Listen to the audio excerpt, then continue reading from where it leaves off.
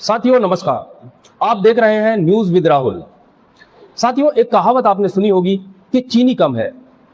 इस कहावत का आज के दिनों में जो असर दिख रहा है वो इस तरह से है। इसको एथेनॉल का असर कहा जाए या त्योहारों का। अचानक चीनी की कीमतें आसमान क्यों छूने लगी हैं, इस पूरे मामले को हम समझते हैं। दरअसल चीनी के दाम बीते 20 दिनों में 22 रुपए तक की बढ़ोतरी हुई है।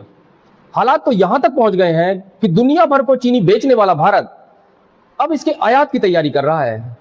जमाखोरी को रोकने के लिए भी तरकीबें निकाली जा रही हैं और आपातकालीन स्टॉक को भी मार्केट में उतारने की तैयारी की जा रही है।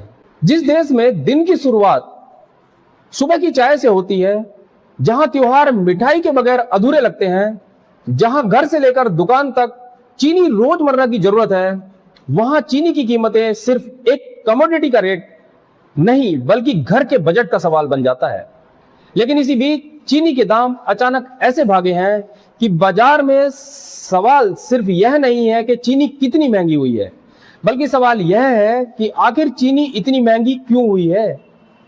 इससे बड़ा सवाल, क्या आने वाले दिनों में इस मिठास पर महंगाई की और कड़वाहट होने वाली है।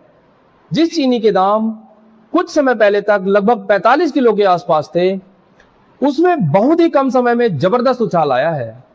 चीनी के दाम बीते 20 दिनों में 22 रुपए तक की बढ़ोतरी हुई है।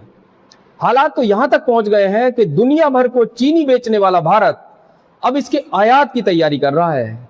जमाखोरी को रोकने की भी तरकीबें निकाली जा रही हैं और आपातकालीन स्टॉक को भी मार्केट में उतारने की तैयारी हो रही है। आइए इस पूरे मैटर को सिलसिलेवार तरीके से समझते हैं। 12 दिन के भीतर चीनी के 21% दाम कैसे